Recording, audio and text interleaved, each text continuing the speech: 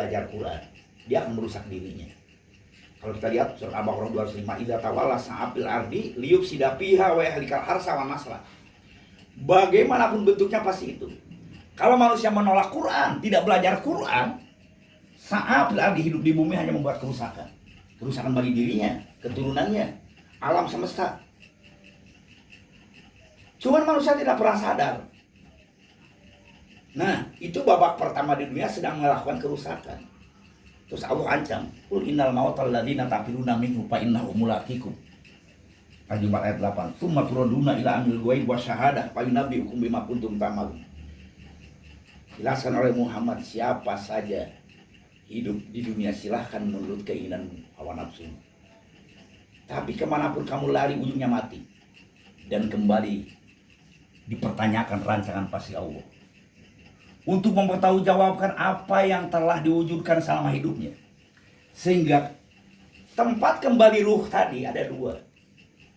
Bagi manusia yang hidupnya lulus, mampu menjadi khalifah, Allah berikan tempat jannah, kebahagiaan selama-lamanya. Bagi manusia yang melupakan eksistensi dirinya sebagai khalifah, mati itu penyesalan, kerugian. Karena selamanya mati tadi dia akan mendapatkan azab dan terus siksaan selama-lamanya. Jadi selama manusia hidup di bumi, Allah terus memberi peringatan kepada penduduk bumi. Kalau kamu kafir, silakan. Kalau kamu dalam iman ini capek, surat An-Nisa 4, wala tahinu fi ibtigha'il qaum in takunu ta'lamun fa innahum ya'lamun. Kalau kamu jadi orang mukmin capek, coba jadi orang kafir. Kalau kamu jadi orang mukmin banyak berkorban, waktu, harta, pikiran, coba jadi orang kafir. Kamu akan berkorban juga, tapi harus diingat kata Allah. Pengorbanan jadi orang mukmin aku ada nilai, ada bersamaku. Tapi capeknya pengorbanan orang kafir tidak bersamaku dan tidak punya nilai.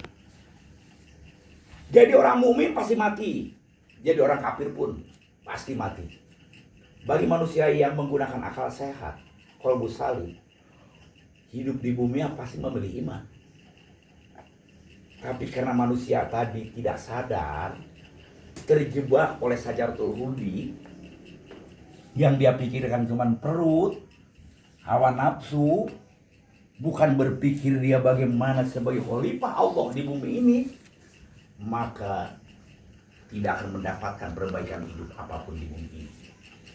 Itulah penjelasan Allah dalam Al-Quran tadi. Jadi orang yang tidak beriman kepada Allah dan yaumil akhir akan hidup ini punya prinsip hidup untuk hidup. Lahilah komunis, lahilah liberal. Semboyannya hidup untuk hidup, yang penting terpenuhi keinginan hawa nafsu. Bisa makan, enak. Apa yang diinginkan, kendaraan, kebutuhan hidup yang mewah, itu aja cukup. Kemudian lahirlah an-rabbul a'la, kesombongan-kesombongan yang ada pada dirinya karena dia merasa berhasil dalam pembangunan dunia.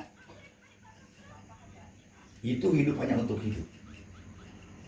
Tapi kalau kita lihatlah orang-orang yang berhasil di dunia, misalnya di Indonesia, Pak Habibie aja, menjelang kematian dia tulis buku, aku bersyukur bisa membuat pesawat terbang, tapi kalau kalian tahu, lebih baik aku pandai baca Quran daripada aku menjadi orang yang pandai bikin pesawat terbang. Karena di saat akhir hidupku yang diperlukan adalah pikiran tetap di Allah di Quran. Aku bangun anakku, aku sekolahkan tinggi anakku, semua sukses di luar negeri semua, cucu-cucuku, rumahku besar, aset semua, asetku banyak, tapi aku hidup dalam akhir hidup badan lemah, sakit, yang ngurus cuma pembantu, mau ke masjid nggak sanggup berjalan, yang kelihatan cuma Allah. Bagaimana aku bisa berhadapan dengan Allah? Ingat, dia nasihatkan kepada yang masih hidup, jangan lupa selama hidup untuk menjadi orang yang beriman, beramal soleh, itu yang dipesankan. Karena pada akhir hidupnya, apalagi rumah gedung yang dia perjuangkan, anak yang banyak yang menjadi berhasil sukses di luar negeri, aset usahanya yang demikian banyak setiap bulan, gak ada artinya kata dia. di saat dia mengakhiri hidup mati. Terus disebutkan, bukan tidak berarti dunia. Tapi kalau untuk apa dunia kalau melupakan tadi iman? Sedangkan manusia kalau memilih dunia lalai dia. Kenapa orang ini nggak mau ngaji? Pasti penting dunia. Sampai aku ini karena ngaji nggak kelihatan bentuknya. Nilai iman tadi abstrak, Allah nggak kelihatan. Sedangkan bentuk materi dunia nampak. Nah, tapi orang yang tahu tadi iman kepada Allah tidak terkecoh. Kenapa Nabi mengingatkan imal di dunia kakak anak kata itu abada. Beramal ke dunia, untuk duniamu seperti mau hidup seumur-umur, semangat. Tapi di saat kamu ada panggilan melaksanakan ajaran Allah, seperti kamu mau mati besok. Artinya Nabi mengajarkan dua-duanya itu semangat. Di saat kita cari rezeki semangat. Di saat kita melaksanakan amal ibadah perintah Allah harus semangat juga seperti besok ada kesempatan lagi. Tapi kalau orang yang mengulur-ulur waktu, masalah mati kan nanti lama lagi, iman kan nanti, yang penting sekarang kan bukan iman. Nah, itulah saudara-saudara, sehingga Allah dengan ayat yang pendek singkat dia simpulkan laisal birro an tuwallu wujuhakum qibalal masyriq wal maghrib. Perbaikan hidup manusia di dunia tidak mungkin bisa apabila manusia tetap dengan angan-angannya, tujuannya agama ataupun dengan benda. Tapi perbaikan hidup untuk dirinya, untuk keluarganya, untuk masyarakat, dunia, negara, kalau mau iman kepada Allah dan iman kepada yang terakhir. Iman kepada Allah, tahu asal usul kejadian dirinya dari mana. Sama kalau kita mengenal diri kita, mengenal ruh ini di Allah. Wala tayasu min ruhillah. Inna tayasu min ruhillah ila qaumil kafirin. Jangan terputus ruh ini dari ajaran Allah. Siapa yang memutuskan ruh dari ajaran Allah, itulah orang-orang kafir. Contohkan oleh Allah. Badannya Allah ciptakan dari alam, terus terikat ke alam. Gak bisa pisah dan udara, dan air, dari bumi ini, dari makanan. Ruh oleh Allah diingatkan. Ruh dari Allah makanannya ajaran Allah Quran. Jadi kalau ruh tadi tidak makan Quran, tidak dengar Quran, tidak memasukkan Quran, dia mati ruh, yang hidup hawa nafsu. Setanlah yang hidup, hilanglah keseimbangan. Jadi manusia yang baik, dia berjuang membangun dunia hasanah. Kepentingan badannya hasanah, kepentingan ruhnya juga hasanah, sehingga bentuknya wakina ada banar. Ajab untuk badannya tidak ada, ajab untuk ruhnya pun tidak ada. Itulah manusia setimpal. Jadi walaupun bagaimana manusia yang waras, yang menggunakan akal sehat, dia tidak akan melepaskan iman. Dia tidak akan jauh dari Al-Quran. Dia cari dunia sebanyak-banyaknya, tapi dia tetap dalam iman. Nah, sehingga doa jadikan kepada Allahnya, Rabbana atina fid dunya hasanah.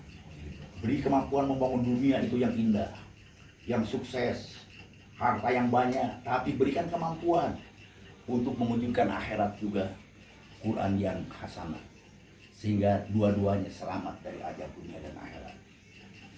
Nah inilah saudara-saudara, jadi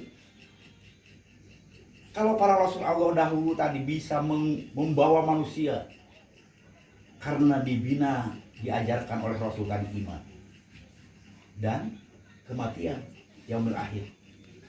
Di saat dia perang, maju ke medan perang, dia ada takut mati, karena mati adalah jannah. Di saat dia berkorban, tidak akan merasa takut, karena setiap pengorbanan Allah memberikan nilai prestasi bagi manusia. Jadi orang yang beriman, seperti Allah menciptakan alam tadi tertib, teratur, sehingga kita menyebutnya alhamdulillahirabbil alamin, karena patuh kepada aturan Allah, karena patuh kepada aturan malaikat. Nah, kalau manusia tadi taat patuh kepada Al-Quran, betapa indahnya dunia ini, tertib seperti alam. Nah, jadi inilah saudara-saudara penyegaran kembali radio kita pada malam ini. Kemudian masih ada waktu untuk diskusi tanya jawab. Demikianlah, Allahu tawakkalna bil nafsir. Wassalamualaikum warahmatullahi wabarakatuh.